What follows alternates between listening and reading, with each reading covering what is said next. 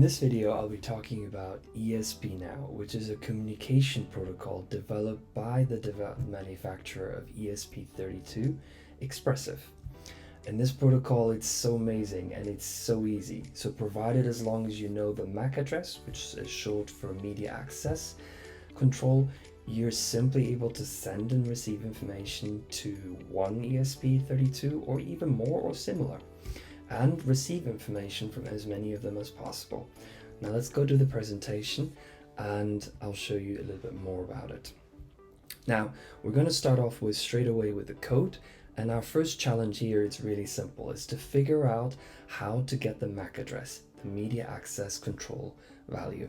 And I have this little sketch here that's been pre-written, and it's really simple. All we're doing is including the header file, Wi-Fi header file. We have the serial initialized at 115200, and basically we have set the Wi-Fi to a station, Wi-Fi mode to station, and then we're basically printing out the Wi-Fi, the MAC address using this function Wi-Fi.MAC address.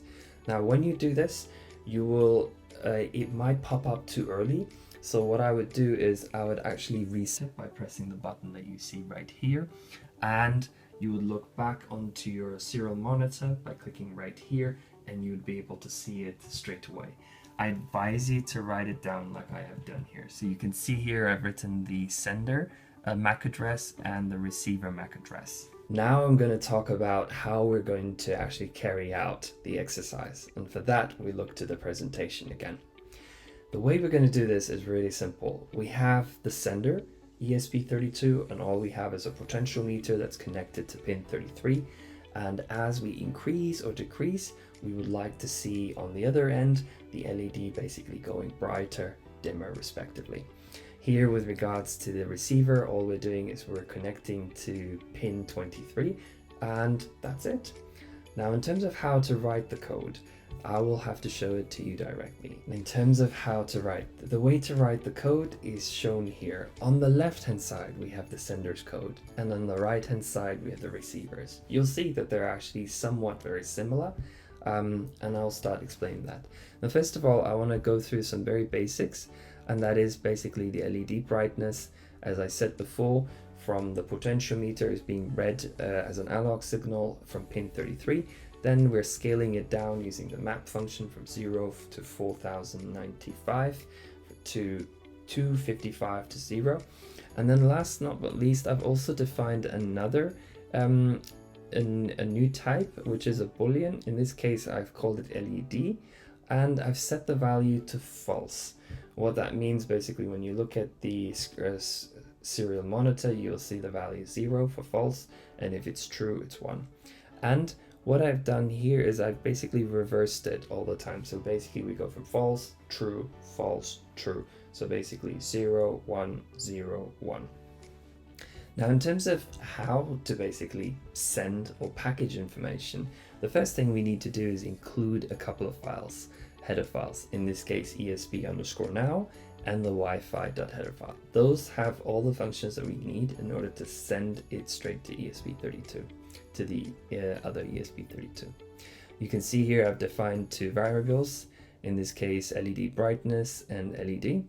And here is the MAC address that I've initially written down earlier, and you can see it's the receiver's address. Now don't go sending it to the sender's address, because that's your own address. You want to send it out to the receiver. Now we're going to write the data structure. This is the way to do it. Now the structure message, you can write that as structure message or call it whatever you like. And in there, you basically need to set all of your variables one after the other. Now remember, the sender and the receiver need to have the exact structure. So that means your LED brightness needs to be A, your LED, which is basically a boolean, needs to be set as B, and so on and so forth. The way you name it is not important, but the way they're structured, they have to follow the same sequence. So if we look at the receiver side, you can see I've used the same int and the boolean. I have not mixed them up at all. And that means the data that we're receiving is all well.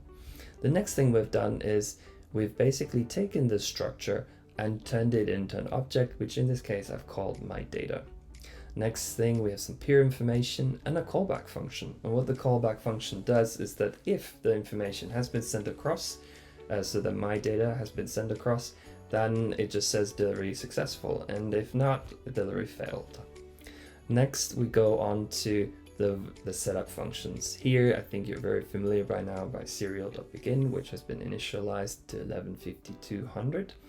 The Wi-Fi mode in this case is set to Wi-Fi station. And we've done some additional things basically to register the peer, add some information to the peer, and then also initialize the ESP32. In this case, this is all standard information, so there's not much really you can do about it. Last but not least, and this is the real important part, is basically formatting the structured data. So in this case, my data.a is LED brightness, my data.b is LED.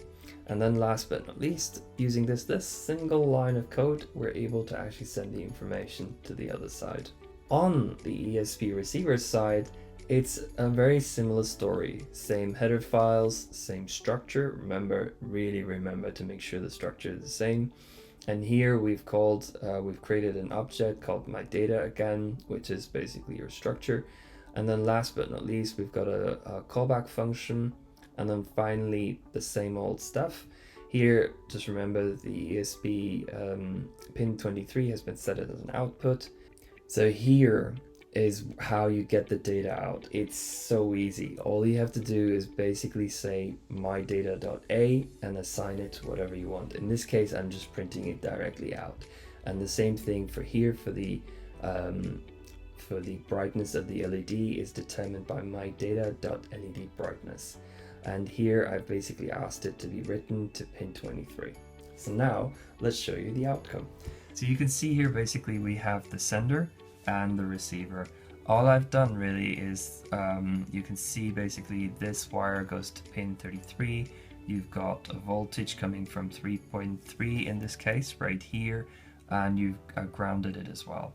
In terms of the other ESP32, this ESP32, you can see there is no USB connected. The power is coming basically from this 5-volt supply, and I've grounded it as well here. On the receiver side, it's very simple. We're using pin 23 to provide power to the LED. And if we just simply turn it, you can see that the brightness decreases with no lag whatsoever, or almost none at all.